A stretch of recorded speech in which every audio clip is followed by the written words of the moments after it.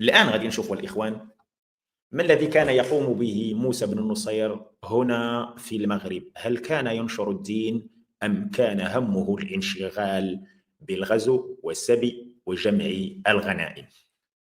الأخطين بن عذار المراكشي الذي كان حيا إلى حدود 710 هجرية تيقول، هذا في الجزء الأول صفحة 69-70، ممكن ترجعوا للرواية وتقرأوها كلها. قال: ثم خرج موسى رحمه الله غازيا من أفريقية إلى طنجة، فوجد البربر قد هربوا إلى المغرب خوفا من العرب فتتبعهم، لاحظوا، فتتبعهم وقتلهم قتلا ذريعا، فتتبعهم وقتلهم قتلا ذريعا، وسبى منهم سبيا كثيرا، وسبى منهم سبيا كثيرا حتى بلغ السوس الأدنى وهو بلاد درعا. فلما رأى البربر ما نزل بهم استأمنوا وأطاعوا فولى عليهم واليا. لما رأوا ما نزل بهم واستأمنوا أطاعوا فولى عليهم واليا. إذن هذه الرواية الإخوان واضحة. وفي نفس الوقت ابن عذاري يشير إلى شيء آخر باش ما تقولوش راه الأستاذ تينتقي وتيقول لنا داك الشيء اللي سميتو. لا، نعطيكم الرواية كل الإخوان لأن الهدف نتاعنا أشنا هو أننا نعرف فعلا ما الذي وقع، وأنه تكون عندنا معرفة حقيقية وصحيحة لأحداث الواقع. هذا ابن عذاري اش تيقول؟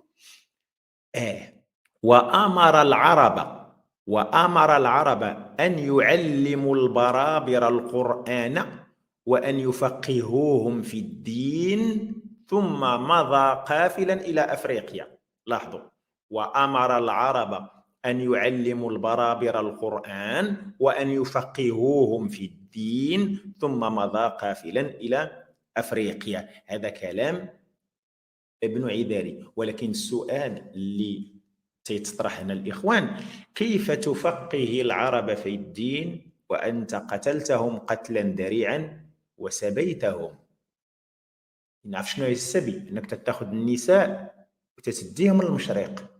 وكيفاش أنت تقوم بالسبي والغزو والقتل قتلا ذريعا، وكيف هم سيسمعون مقالتك وسيؤمنون ويعتنقون ويعتقدون الدين الذي أتيت به.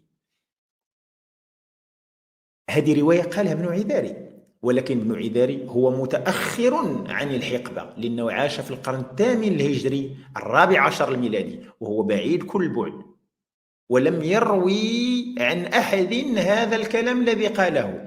وهذا الكلام هو الذي يعتقده بعض الناس ويتداولونه باعتبار أن موسى بن نصير أتى هنا إلى المغرب وأتى بالفقهاء ليعلم المغاربة أمور دينهم. إذن هي الرواية أوردتها كما هي، ولكن لا بد أن أطلعكم على سياقها حتى تكونوا على بينة من هذا الأمر.